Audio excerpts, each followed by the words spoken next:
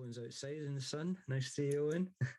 That's Hey. what we're saying. It's a nice afternoon, and people might prefer to be out going for a walk in the sunshine.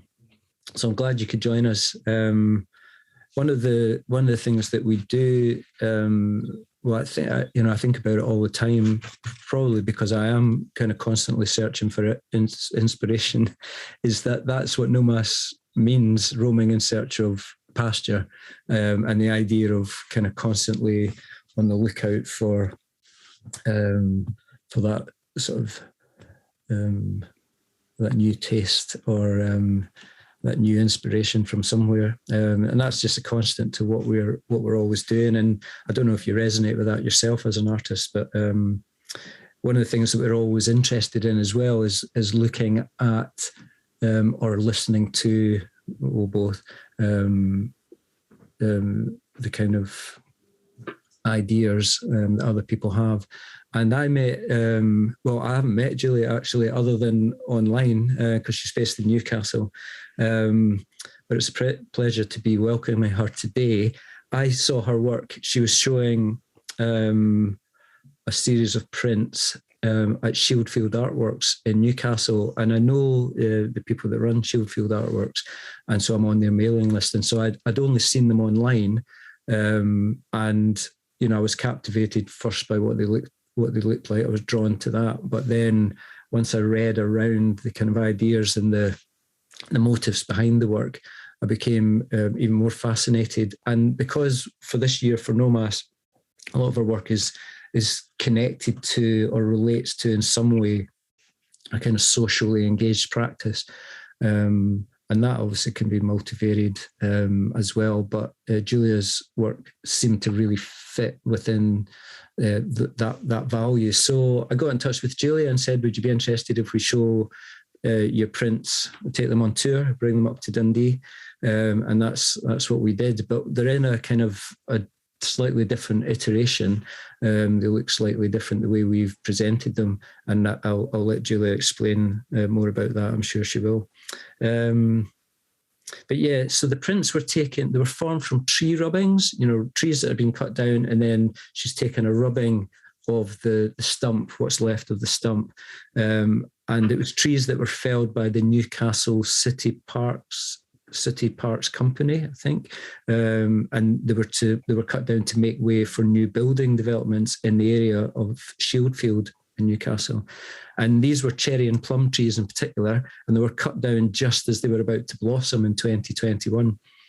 So there's a poignancy to that as well. And the prints question what ecological resources are lost through the capture of economic value from land. Julie she is an artist based in Newcastle at the moment. She has a BA from fine art from Glasgow School of Art, then a master's in fine art from Newcastle University, and a PhD in human geography at Durham University. And she's currently a postdoctoral research fellow in architecture at Newcastle University. A real breadth of learning there, and all that. And she's just in her statement, Julia said, it says she uses her work to ask questions about the ecological impacts of development, land and property ownership, housing precarity, urban planning and local democracy. And I like that, that statement. She uses her work to ask questions about, and hopefully we're going to get some insights into that as she shares more. Yeah, so it's unusual actually for Nomas to approach someone that we don't normally don't already have a relationship with in some form. But after contacting Julia and the chats we had, it became very easy to discuss the themes and values that we had in common. So as I say, I haven't met her in person, but look forward to that happening one day. And in the meantime, it's just been great to just connect over Zoom. So as our normal practice, we'll hand over to Julia to share about her work, and then there'll be time for questions at the end. We'll look to finish about 5, hand over to Owen, who will update us on what's coming up next. So if any questions come up, just put them in the chat as we go along, and then once Julie's finished, I'll just pick up on those questions. And of course, we can just probably, there's a small enough amount of us to open up the room and have a chat and discussion.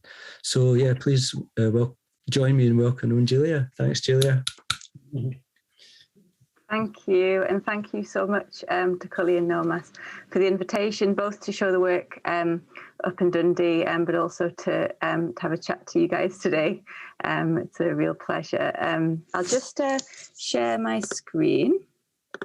Just got the presentation on. Yeah, it was funny that Cully mentioned that Nomas means sort of wandering or roaming, because I instantly thought about roaming as in the right to roam and land and things like that, because all my work really, I think for a very long time, for probably the last 10 years, has all been around land and the sort of politics of land, and this idea of being sort of dispossessed of land that certainly sort of has resonances both in the Scottish context but in the English context as well, in different ways and at different times as well. So this is just a quick view of the of Nomas projects in Dundee, but I will come back to talking about this work, which is called felling. But yeah, as I say, I'm going to talk a little bit about sort of where my work's come from and how it's got up to this point, I guess. So as Cully says, I originally trained as a painter. Just trying to move the presentation on. Oh, it's not working. Oh, there we go. Okay. Stuck for a bit. Yeah, so as Cully said, I originally trained as a painter in Glasgow. And so I sort of come from quite a, I guess, traditional sort of background, but my work's always been around issues of sort of architecture and urban development, really. And yeah, as I say, increasingly around land. For a long time, I was really interested in the sort of impacts of sort of deindustrialization on the landscape, because obviously I'm from the northeast of England, and there's a lot of those these sorts of sites, or there was at the time a lot of sites that were deindustrialized, sort of just left, and really not much happening on them, sort of almost toxic sites in terms of being able to sort of develop them, but also very polluted areas as well. And my work for a long time actually has taken me to Albania since I was about 17 when I first went to Albania. My mother worked there after they came out of communism in 1992. And she worked there. I won't go into the long story about why she worked there. But I used to go with her and used to teach English in the schools. And these series of paintings were basically based around looking at these sort of remnants of communism within the sort of urban landscape that were left over. And so these are all oil paintings, but on steel. So what you get is when you paint on steel is really crisp, because it's so flat, the surface, this really sort of crisp lines. And I was really interested in this sort of perspective. And all these weird communist structures that were just left after communism. A lot of industry. So people, basically when they came out of communism, all these industrial sites were just basically left. And I saw these sort of resonances, I guess, between what I was, the sort of sites where I'm from and what was happening there, but obviously at different time frames and obviously different like cultural contexts. So this, for example, this painting here is of a fountain which was just left in an old textile factory alongside an empty plinth that used to have a statue of Stalin on it. So there's all these sort of leftover things that connected the sort of architectural landscape with the old sort of political past, I guess, as well. And my work, I guess, it's always been sort of deeply sort of political in a way. And those paintings were very sort of representational, as paintings, mainly are. But I was getting really, really frustrated with the sort of edges of the painting. And I think often a lot of painters get get sort of frustrated with it. Where do you go beyond the edge? You know what I mean? There's nowhere to go. You have to stop there, sort of thing. But also I felt like increasingly that I was trying to represent through the paintings certain sort of social relationships. And I kept going back to Albania, and I actually became more interested in what was happening there in the present day. So, and what is currently happening, actually. So it's now a place where, like, the majority of the housing that's built is informal. So that means illegal housing. So people are just building on land that was owned by the government, because obviously all land was collectivized in Albania up until 1992. And also the fact that there was a lot of migration happening in the country and beyond the country as well. People were moving out. You know, I think a third of the country moved out in the first 10 years to like Greece and Italy and other countries. And also the movement of people internally. So people were sort of left up in the mountainous areas of the country with no opportunities, no jobs, you know, a lack of infrastructure. It's a sort of very isolated sort of place, very mountainous, you know, really bad sort of road connections and things like that. So people were moving down to the southern plains, sort of near the main cities, and they were building these houses. And they were building towns, actually. Basically, they were building them from the ground up, you know, with schools and shops and healthcare facilities, but organising it all themselves because the state literally was absent, but also the state didn't want to support them because they were seen to be sort of illegal migrants. And they were building all these structures everywhere. And so I became interested in that physical sort of implementation of housing and half-built housing, because they would build really incrementally as they got money sort of from relatives living abroad. So what you have in the landscape is just these half-built structures. So I became really interested in that, but also wanting to move beyond the boundaries of the painting, and started just experimenting with wood, really. I'd never done it before. I never really worked with sculpture or installation or anything like that before. And made this artwork, and that was actually for my master's sort of degree show at the Hatton Gallery in Newcastle. The viewer sort of walks through it, and in the centre of it is a social space. So I was really interested in how these people in these new towns have basically created new social spaces, new sort of educational spaces, and sort of welfare within these new towns, I guess. And this led to me as well not making work in a gallery anymore. So for a long time I didn't make work in a gallery. So I think that piece was the last piece that I made in a gallery for a very long time. And I made work outside. So this was a commission for the Maison de la Culture in Amiens in France, on an island. So this was, it was an island that really relied on obviously boats and getting around to it, getting there. And so this was influenced by the ribbing of the boats, of the traditional sort of boats there. And again, I was interested in creating sort of spaces where people could meet, socialise, chat, etc. I went back to Albania, and I actually ended up working for, I was in and out of Albania, but probably for a couple of years in one informal neighbourhood called Bathora, which is on the outskirts of the capital city, and made a film about, it's called the Spiderweb City, but it's all around one girl who I met when I was there, whose family had moved down there from the northern most parts of the country. And it was just about her life, trying to really get to grips with the new culture, because the cultures in Albania from north to south are very, very different. They even have different languages. And so the film really followed her sort of experience of that, and her experience of growing up in as being a first sort of generation migrant. So that's her grandmother, actually. So these are some shots of the neighbourhood. So it's in a beautiful, beautiful landscape.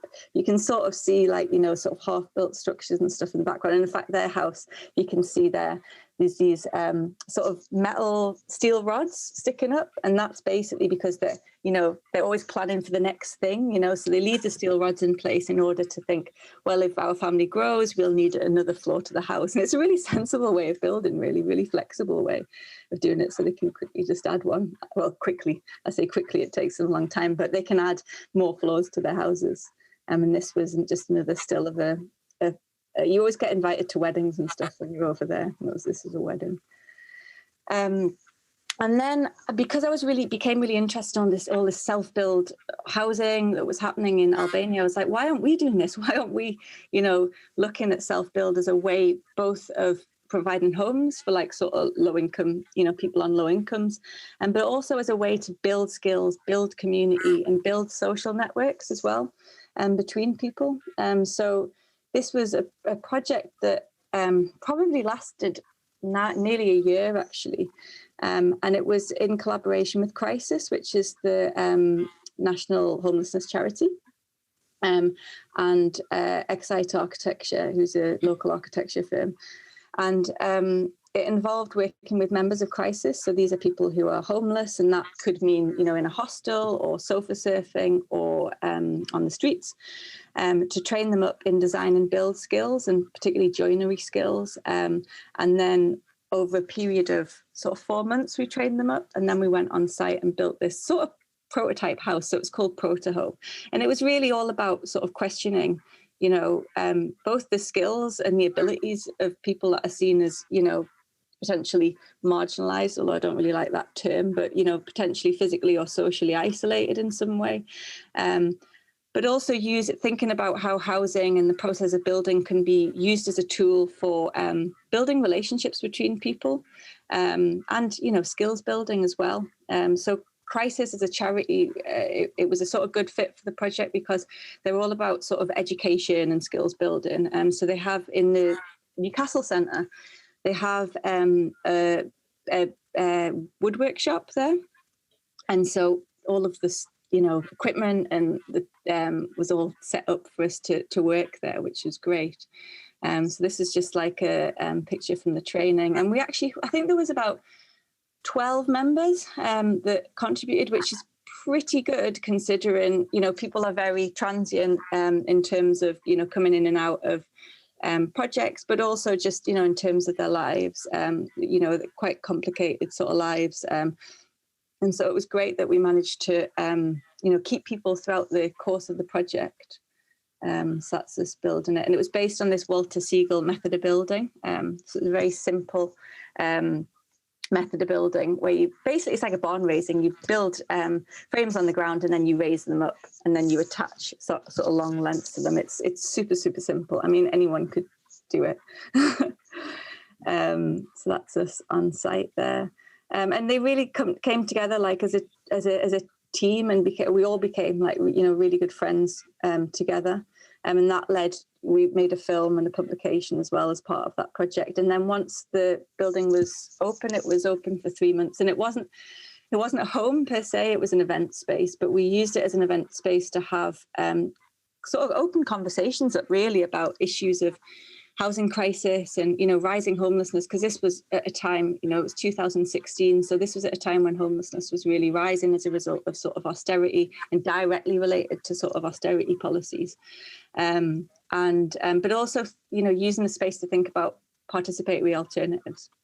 So what alternatives, might there be for thinking about housing for homeless groups, instead of just putting people in hostels, which is not the most sustainable way.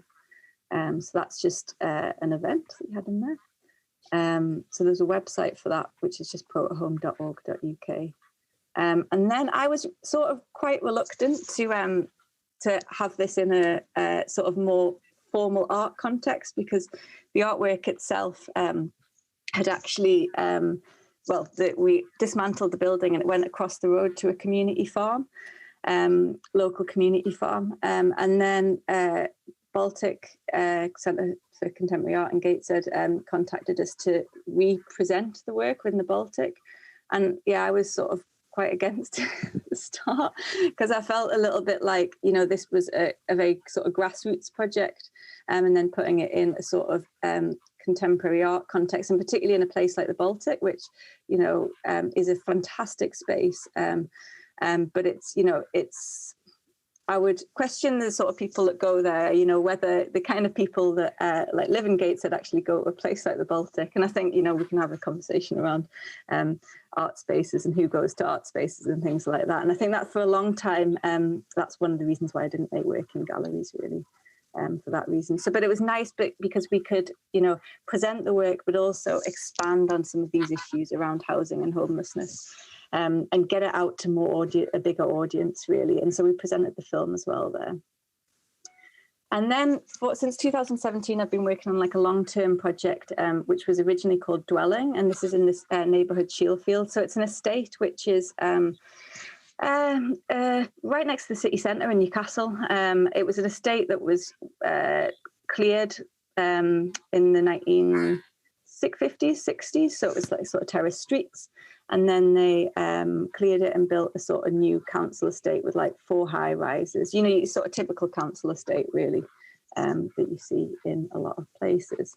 And I worked with 2 arts producers there, and so one of the arts producers was actually the old director of Shielfield Artworks. And the other arts producer had been working in Shielfield in the local community cafe for a long time. And so we were already sort of working in this sort of area. And actually my last project was really, really close to here as well. And this is an area that was undergoing a lot of redevelopment. So all around the outskirts of the neighbourhood was new student accommodation blocks. So about 20 of them were built. And it was really sort of hemming it has really hemmed the community in. And they lost a lot of sort of social resources as a result of it. So all of the pubs closed, either were knocked down or turned into student accommodation. The same happened to the social club. And residents fought to stop every single development, one of the 20 developments that each went through. And so there was a real lack of trust between residents and the local authority. And there's a lot of burnout in the community as well. Like there was no sort of community group still in existence in 2017. So this is just a shot of the new student accommodation blocks. So there's a 500% increase in student numbers in the area, which, you know, is huge, you know, in terms of the impact on the sort of social makeup of the area. It's massive. So we did a lot of work. So we just started working with residents, really, a group of, initially it was around 15 residents, to look at what was happening in Shielfield. And it was very much motivated by them, like them deciding, well, what do you want to look at? What is it you're interested in? And how do we use this to sort of action community-based responses to what's going on there? And one of the works that we made was this 130 million pounds of earth, which was all to do with finding out who owned the land, really, in this neighbourhood.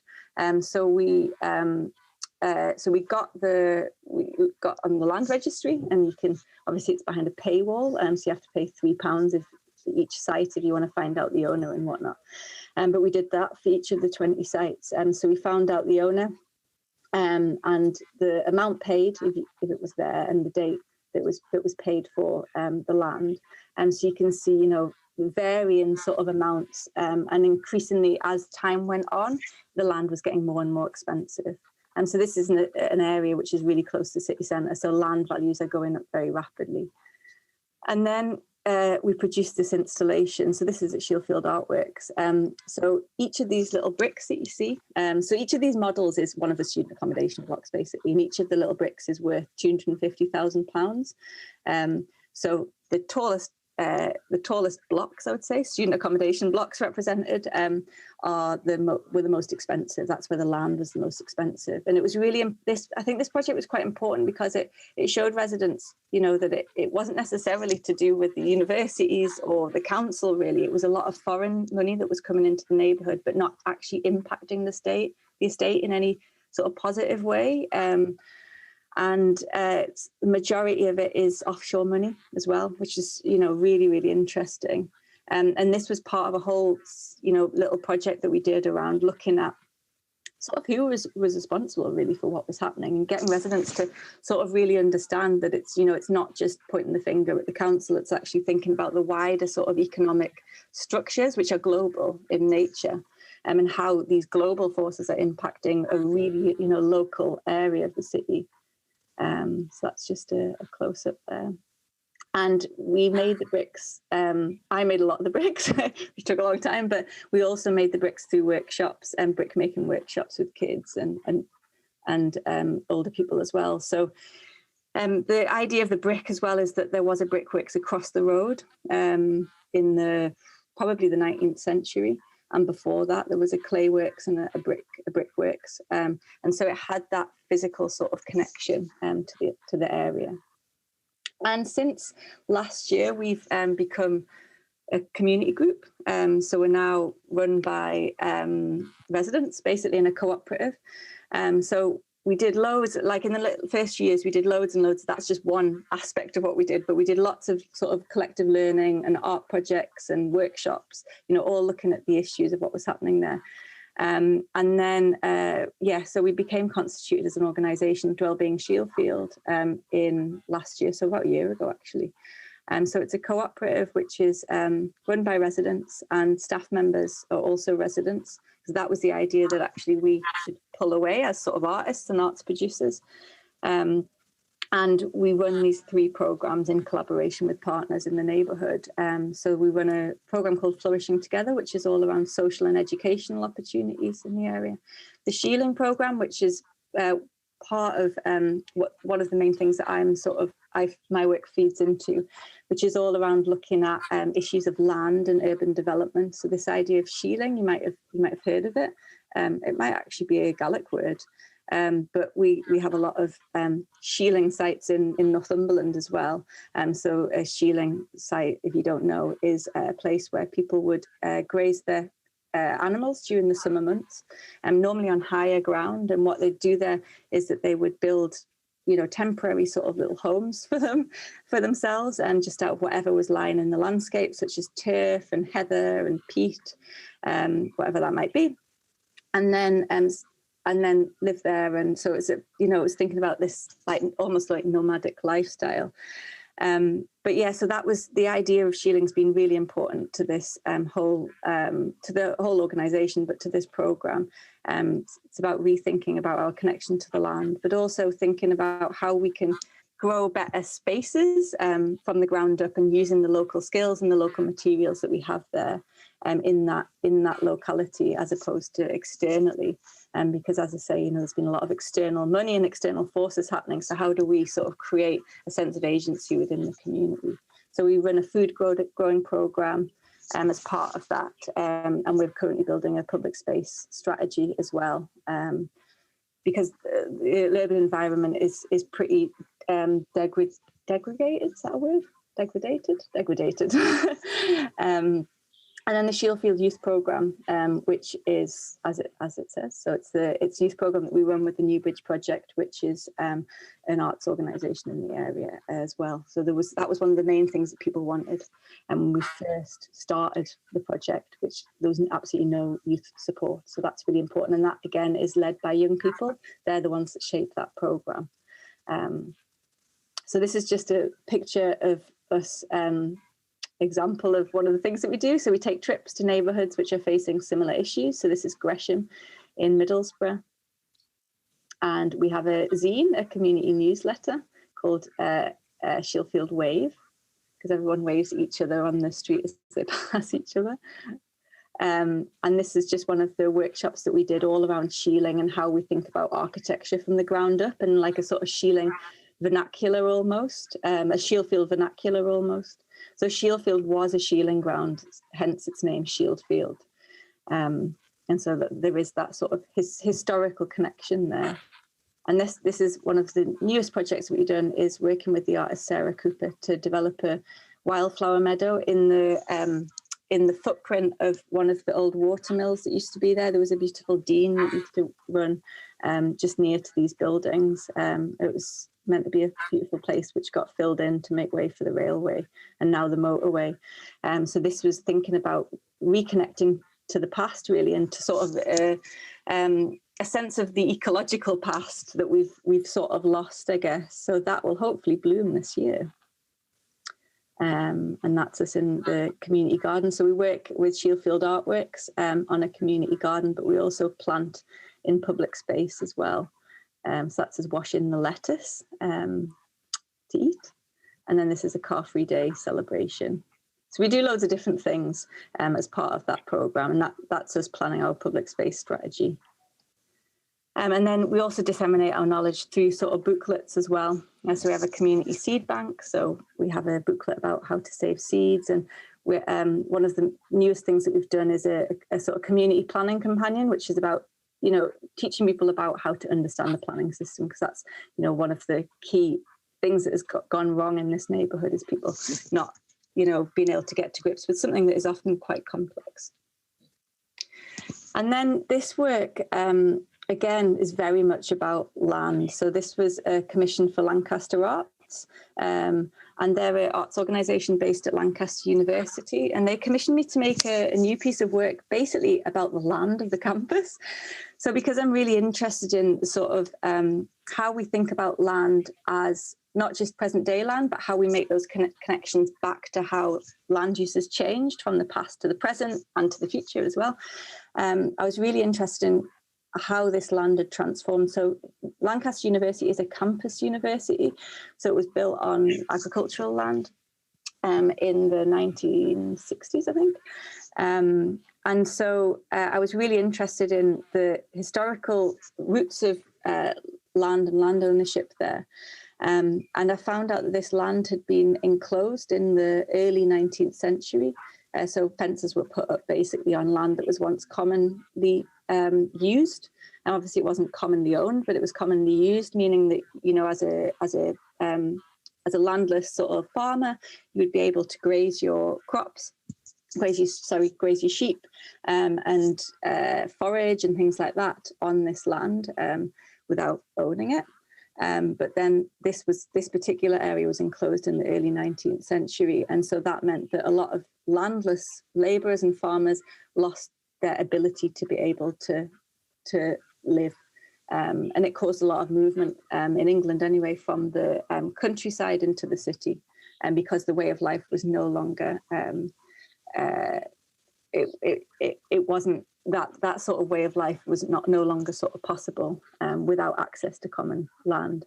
And so I got the original maps from the bill that had been passed at that time, which mapped out where all the new field boundaries were put in this area. So what I've done here is I've mapped the old field boundaries onto the present day map of the neighbourhood. And then I reinserted them into the space of the campus and the university there through lines. So this was the artwork that I made in the end. So it's called Lines of Enclosure.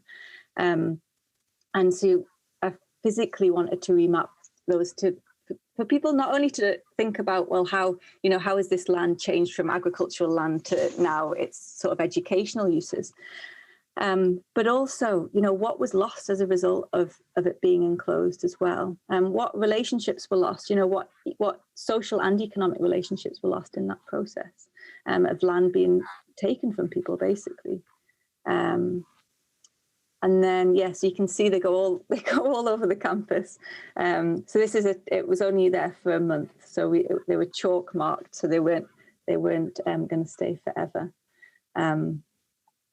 And then moving forward, talk about felling, which is obviously the work that I'm showing at Nomas at the moment. In Newcastle, the City Council Parks Department, so basically Newcastle City Council put all of their parks into a charitable trust. So the trust basically started cutting down a lot of trees. This has happened in quite a lot of other cities. So Sheffield's, it's been really famous. The City Council, and they're negatively famous for cutting down a lot of trees. And in Newcastle, something very tragic happened a couple of years ago, and a small girl was killed by a falling branch of a tree. And the City Council just basically reacted, and they were like, right, we need to cut down every tree that is deemed to be unsafe. And I think part of the problem was that there just wasn't enough of a team in the Parks Department anymore to be able to look after that amount of trees. And I had a conversation with someone that was in the middle of cutting down one of the trees one day, and he said that it's just impossible. The cuts have been so dire And, you know, maybe in Dundee, you've experienced the same thing, but Newcastle has had absolutely terrible cuts, and, you know, particularly to things like the parks. And he says, we just can't look after them anymore. There is no resource there. There is no human resource. And so they sort of reacted in this really terrible way by cutting down trees that were deemed to be unsafe, or the ones that they couldn't look after. So they put these sort of white crosses on them all. And so a lot of these were in the parks. But some of these trees were next to new development sites. So this is a development site which is across the road from my studio in Shielfield. So I have a studio in Shielfield as well, in the neighbourhood that I work in. And they cut down, as Cully said, these beautiful cherry and plum trees that were just about to blossom in the springtime. And it was just so violent, like, and it really resembled to me the sort of violence of development, really, and how there is often no care for both the environmental sort of resources, but also the meaning that trees and other things within our environment, plants and, you know, even soil and earth, you know, the meaning they hold for local people and also local ecosystems. You know, these are the things that hold things together. And so this is an area that is going to be developed as a Liddell. So yeah, these were cut down really horribly, in a really horrible way. And so residents actually one of the people that works for Dwellbeing sort of bandaged them up and, you know, put these, you can see she's written like Y on there, and she gathered up all of the sort of limbs of the tree, really, that were just about to blossom, and handed them around the community. And people took photos and sent them. We have a growers WhatsApp group in Shielfield, and they sort of bloomed for one last time. But it's really sad. And so I just started taking rubbings, you know, like what you do at school, like surface rubbings of these trees. And what you get is not the, you know, normally you get the beautiful rings of the tree. And what you actually get with these rubbings is this real violence of the chainsaw that's cut into the tree. And so I did many of these. I probably got I think there was about but 60 odd trees that were cut down that I know about. So I went round documenting them all, but also specifically documenting these trees that had been cut down locally to make way for new development.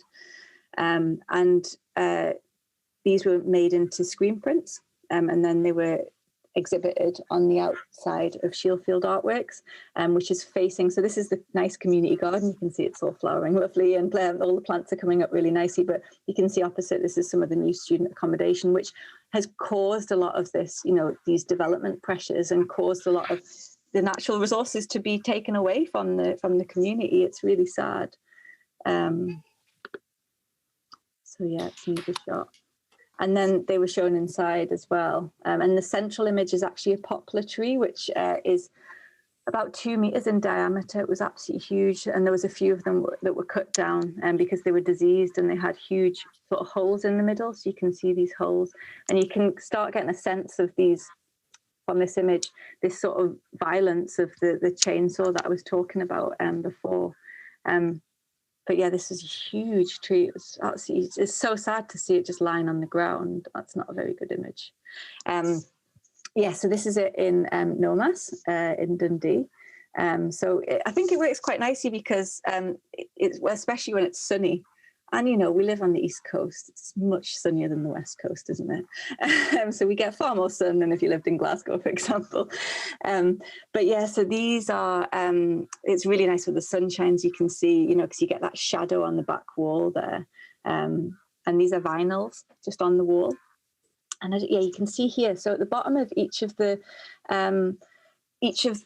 prints, so this information was actually taken from a tree report. So when you do a planning application, often you have to do, the person that is applying for the planning application, for the planning permission, needs to do like a tree report. So they did a tree report on this site that is now Liddell are going to develop it. And so I managed to get all of this information around the height of the tree, how many stems it had, the diameter of the stems, and what stage of its life it was at as well. And so I added that to the bottom because I thought that was really important for people to understand that, you know, a tree is is, each tree is different. Each tree has its own sort of like qualities as well. And that was really, I think that was really important to the work. Yeah. And I think I will leave it there because it's 4:45 and we'll have a little bit of time at the end. But thanks very much for listening. That's my website. Thank you, Julia. Yeah, that was brilliant. I feel quite emotional actually listening to that. Partly with the trees, when you said the person went and bandaged the tree, but also because in the lead up to that, you'd spoken so much about the area and the people, and there was pictures of the people, so it really connected to that. I have loads of questions, but I'm just going to open up. I don't think there's any questions in the chat yet, but if people would prefer just to put their mic off and ask a question, then feel free to do that. While we're waiting, maybe just going back to what you'd said in your statement, Julia. Well, actually, here's a nice easy question: the rubbings. What material did you use? Was it because they look really well rubbed, like a rubbing could be quite rough or whatever, but especially one of the poplar tree, it looked so precise. So just a nice simple question there. What materials did you use? Well, I tried a few materials, and then in the end, I've got a toddler, and she has a lot of chunky crayons. Yeah, I just used those, and that was the most effective way because they're really quite hard, and so you manage to get that real crispness. Yeah. So nothing fancy at all. Just you generic crayons that I bought from Asda or whatever. Yeah, no, that's good. That's good. And what kind of paper?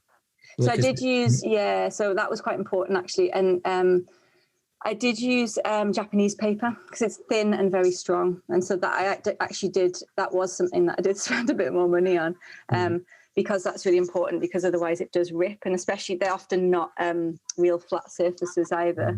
So that was quite important. I was in Good Press, which is kind of artist book sellers in Glasgow, a couple of weeks ago, and I found a book that someone had done rubbings in a city, and it was of different kind of objects around the city, plaques and so on. And at the start, he had given some insight into how he used, and it was wax as well. Crayon he was using, and Japanese paper. Yeah. So, oh, really? Oh, in good company then with him. Yeah. There's a comment here from Sharon. She's just saying it's so powerful, moving, but also empowering with regard to what you're doing in and with the community. Yeah, thanks for that, Sharon. Yeah, Dan.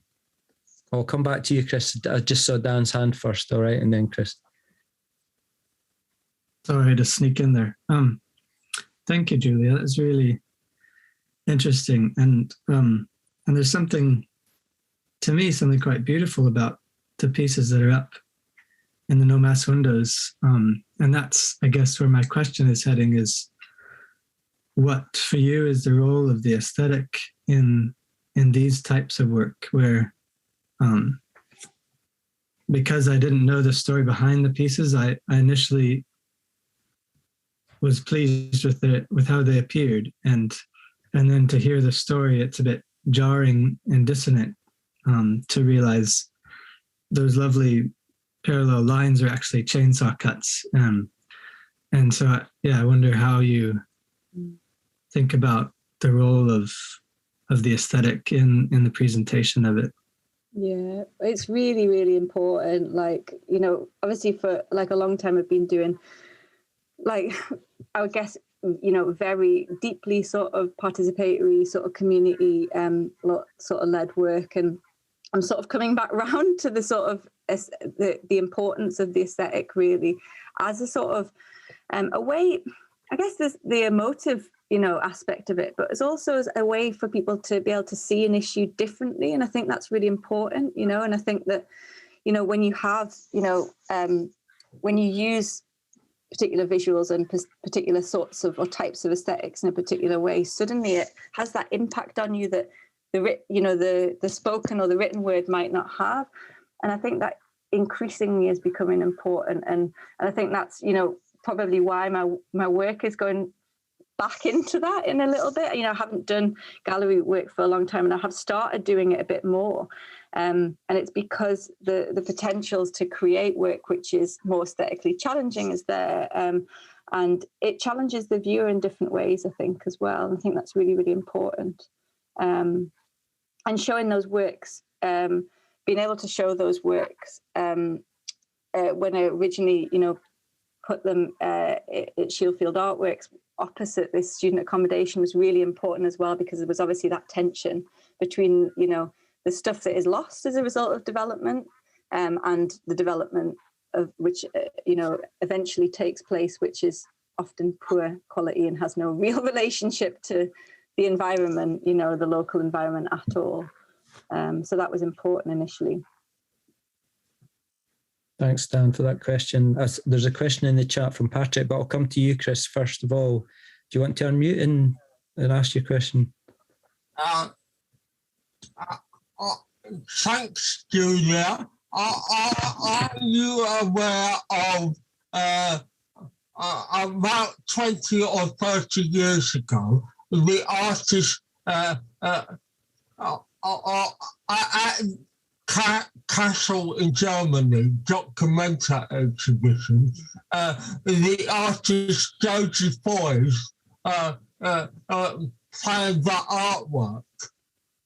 And what he did was he dug lots and lots of enormous rocks and said he would only remove each rock when it was replaced by a tree that was planted. Oh, yeah. Yeah, that's a fantastic project. Is it called like 2000 Trees or something like that? Yeah. That project. Oh, it's absolutely brilliant project. It's very inspirational for me. Thank you for reminding us of that. 2000 Trees, is that Joseph Beuys, Chris, did you say? Yeah. Of course, something like that might not be quite right. It's got a number and a name. But yeah, Joseph Beuys, it is fantastic artwork. Yeah. Thanks for that, Chris. There's a question here from Patrick. Would you ever consider taking a digital approach? For example, like what is, I think this is like what is done in archaeology. What's done in archaeology? I was trying to think. Oh, what does that mean? Do you want to explain that, Patrick? You happy to do that? That's it. Yeah, I'm thinking, when you scan sites, maybe it's an alternative way, maybe, of doing the tree rubbings as well. Maybe seeing it in a slightly different perspective, not just a flat cut section. Because I suppose you could think about making it more sculptural. Yeah, like in medical scanning, when it takes a lot of detail and you can actually see something three-dimensionally. That was what I was thinking when I said scanning, yeah. Oh, right, yeah. No, I hadn't thought about that before. Yeah. Oh, no, that's interesting. I'm not like, I wouldn't consider myself, I'm not very good digitally. Like, I'm not very good on do you know what I mean? I'm quite like a sort of very tactile things, but 3D point mapping, I've never heard of that. I'll have to look into that. Thank you for the... That's fine. That's cool. I really enjoy. I use a lot of. Do you know Digimap? Have you heard of Digimap? Yeah, I use the Digimap a lot to look at historically, look at sites, and to map what sites historically would have looked like over sites in the present day. But yeah, I've not done anything which is like sort of 3D before, so I'm going to look into that. That's great. Thank you.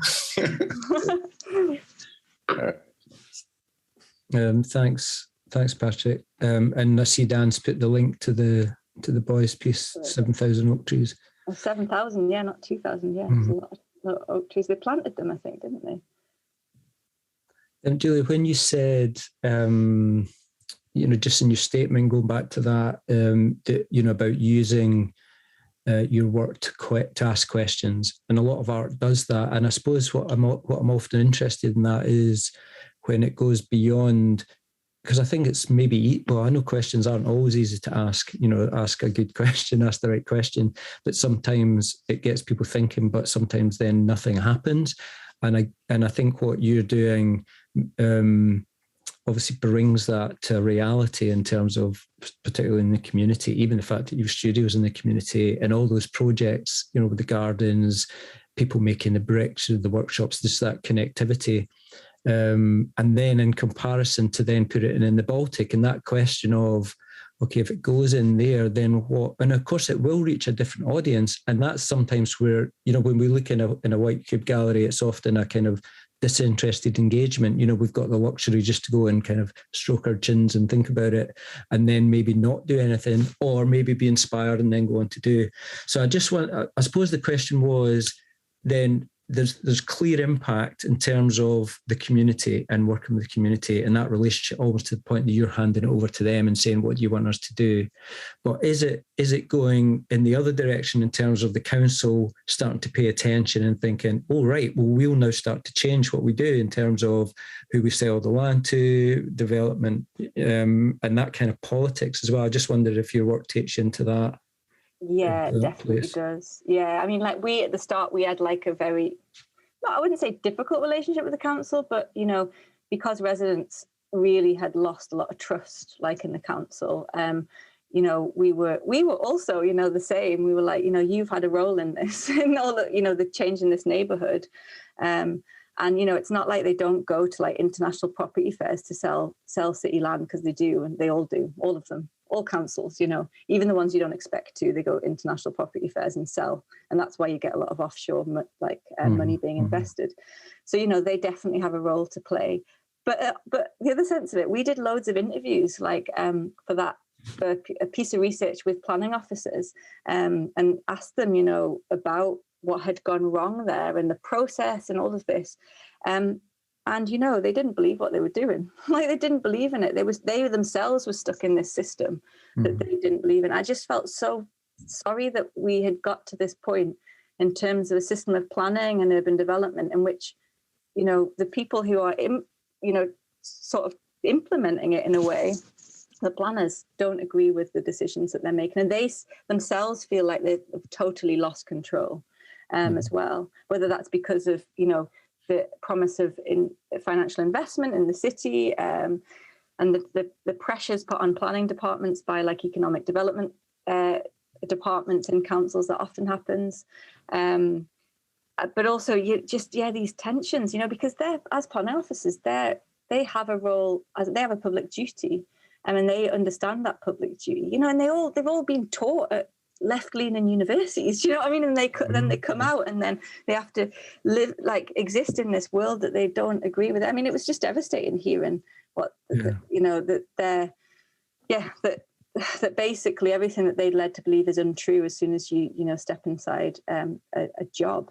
Is really sad. So we've actually helped us to build up better relationships with the council doing that bit of research, and we actually do work with the council now because we realise that we have to make changes, physical changes in that neighbourhood, and you cannot make physical changes in space without, you know, in some form talking to the local authority.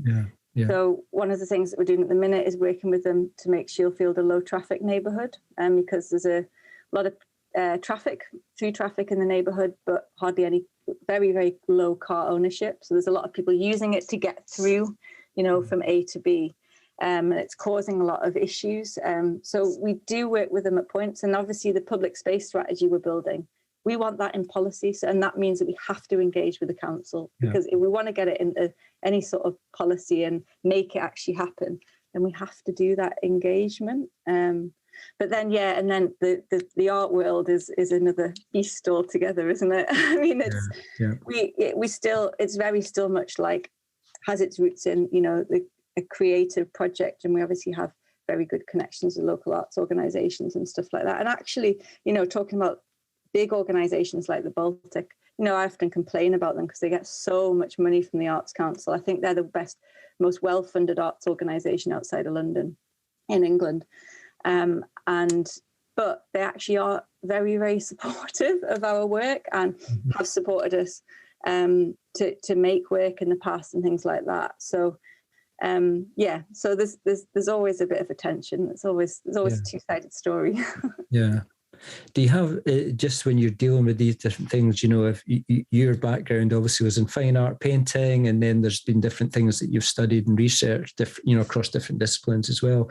And when you say when you're talking about well-being, is there a team, and does the team include people who are, not artists, but maybe bring another skill to it? Yeah, the majority of people that we work with aren't artists. So Right, okay. the staff team are majority non-artists because they're residents. And then in terms of how we're structured, our directors, we don't call them directors, we call them stewards. They're all residents and there's no artists there. The people that run the programs, our programs are in collaboration with arts organisations. So that's where the sort of creativeness or the arts base of it comes in, I guess, is through those partnerships, but also through the things that we do, through the methods and the activities that we do, because we found that that's one of the best ways to get people chatting and get to know people is through creative activities. People want to do creative activities. It's fun, it gets people talking, and it's back to that question of it's a good way of having difficult conversations and having conversations about difficult issues as well. And so that's why we do, within our programs, we always come back to that as a sort of root source. But in terms of the management, I don't like to say management because it's a cooperative, but in terms of our membership, it's majority residents. I think we've got about 80 members, and maybe there's a few of those that are artists. Yeah, that's great. That's great. There's a message that's come from Chris to me. Did you mean that to go to everyone, Chris? Just because we had chatted before. Because I'll say that out loud, Chris, if it was meant for everyone. You all right for that? Yeah, okay. So Chris has said artists have, I think, a key role in the community and planning, or regarding the community and planning, of enabling people to design, celebrate events, and also designing acts of resistance. I think that's so true, Chris. Thanks for sharing that. Owen's got a question there as well, but Owen, I'll maybe hand over to you just to ask this question, and then, because I'm just aware of time as well, just to start finishing up. Before we do that though, unless anyone else has another question, just to give anyone else a chance as the conversation's been going on and other questions may have come up. Hi, Julia. My name is Claire. Thank you so much for your talk. It was really, really interesting. I have a quick question. Do you know what happened to the trees that the council cut down? Did they at least give them sort of, were they well used? Do you know, or did they? Lots of them are just still lying there. Yeah. I mean, yeah. So lots of them are still lying there, but yeah, I don't actually know some of the ones that have been taken away. I mean, they do have, quite a large this trust, which was the Parks Department. They do have quite a big site, and they do all sorts of recycling and stuff there. But I'm not interested. I wanted to get a bit to create something out of one of them. Sure. Yeah. Actually, maybe I'll try and go back. I've got a bit of the trees that were cut down locally in Shieldfield, so the ones that are that were made into the prints at Nomas. I haven't done anything with it yet, so I don't know what to do with it. Anyone's got any ideas? Thank you so much. Thanks. Thanks, Julia. One of the things I'm aware of is you're working in Shieldfields, and I was thinking, obviously, this could work. I think that's Owen's kind of mentioned this in his question as well, but in terms of it going beyond Shieldfield, and so you think, okay, other cities, whatever, but even other areas in Newcastle, because there must be so many other areas where things like this are happening, where communities are being changed. Or do you think is it specific to Shieldfield, these developments? No, it's happening in everywhere. I'm sure Dundee's got its fair share of this sort of development, either student development or new unaffordable housing. It's going up in a lot of places. I mean, thankfully Newcastle has been shielded from it. It's not like Manchester or London, that's really experiencing housing crisis. It's terrible, and all of this housing going up that is unaffordable and owned by people in other countries. But yeah, it's symptomatic of the nature of global economics. You know, it's happening all over the world, like, and it's because, you know, local control is just not there, and access to land is just not there, and land's become extremely expensive because it's finite. You know, it's the one of the most investable things, because you can't make more land. You know, you can make more other commodities and sell them, but not more land, and that's why the price can just go up and go up and go up, because it's finite.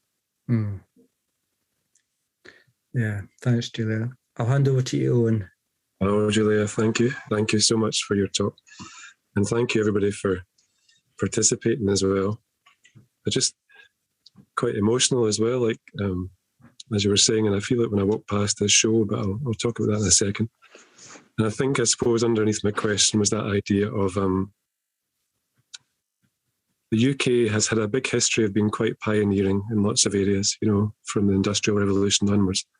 And land has often been so contentious. And then now with all the environmental issues, we make it very difficult. You can't do a homesteading sort of life in the UK, for example, or low impact sustainable developments as a small person, I feel like, within systems. And I'm just, today somehow kind of highlights that, you know, when you're talking about these global players and land being parceled off as a cash investment for an offshore company, it's a bit like the tree you showed us with a hollowed out middle in a way, you know, just thinking about it. So,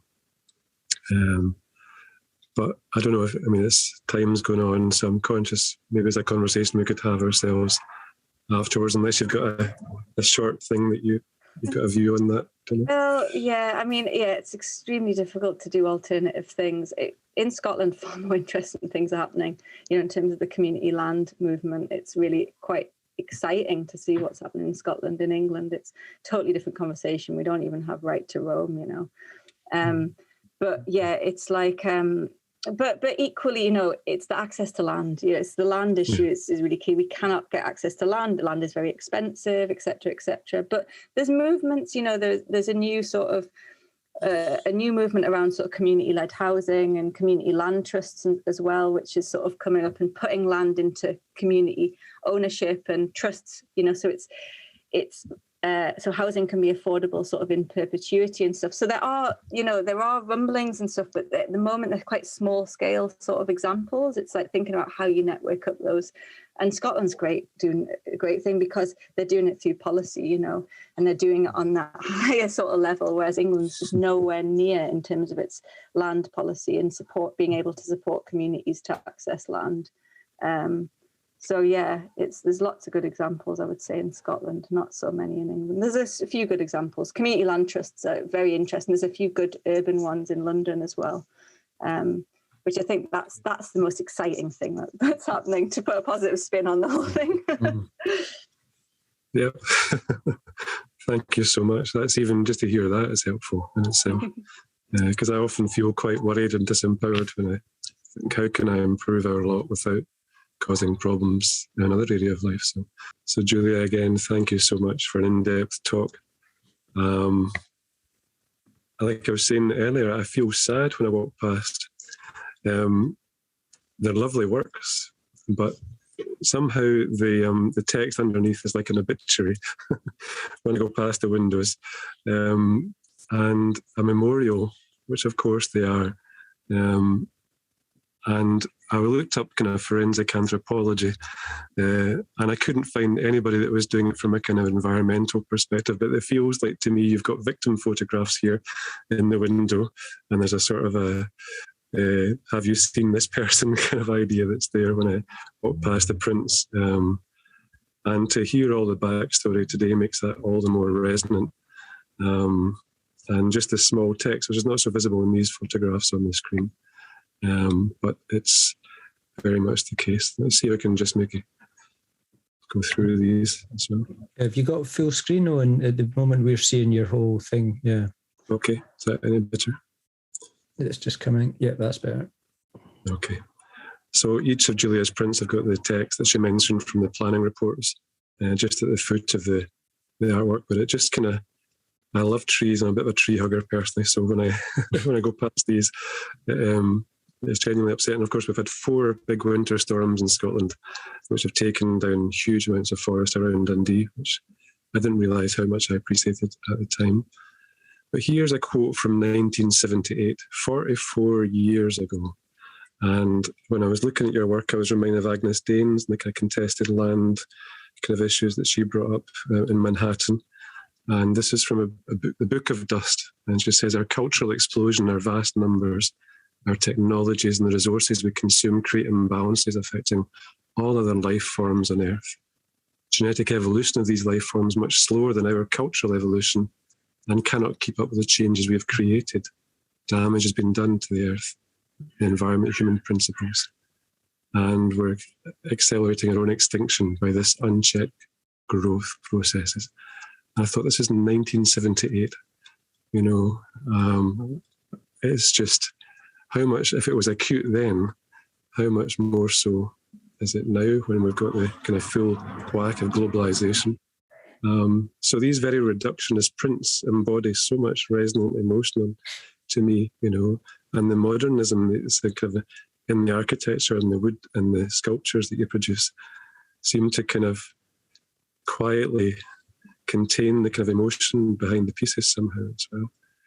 And last week, when last show, we finished with a quote from a poem by Robert Frost. He's all pine, and I'm all apple orchard. It was called Mending Fences by Robert Frost, but I kept that in for this talk. And Carl Sagan, the oak tree and me were made of the same stuff, literally the same carbon. And Chris Mazer, the environmentalist, was saying, what do we do? The forest is but a reflection of what we're doing to ourselves, you know. And I see when I go past your portraits of these plum trees and cherry trees, I'm thinking it's like what we're doing to ourselves all over the place. Mm-hmm. And of course, Wendell Berry, the epic Wendell Berry that Cully is a fan of, it's our most ancient and most worthy and after all most pleasing responsibility to look after the earth. And so we've got scientists, environmentalists, poets, artists, and I thought we'll get a theologian in there as well. Mm-hmm. And even if I knew that tomorrow the world would go to pieces, I'd still plant my apple tree by the very quotable Martin Luther. So now I've just stolen these from onetreeplanted.org, and you can go there and you can buy a tree or get it planted. So it was a wonderful website. Please join our mailing list if you haven't done so already. And thanks again, Julia. Thank you very much. Thank you, Owen. Yeah, really appreciate it, Julia.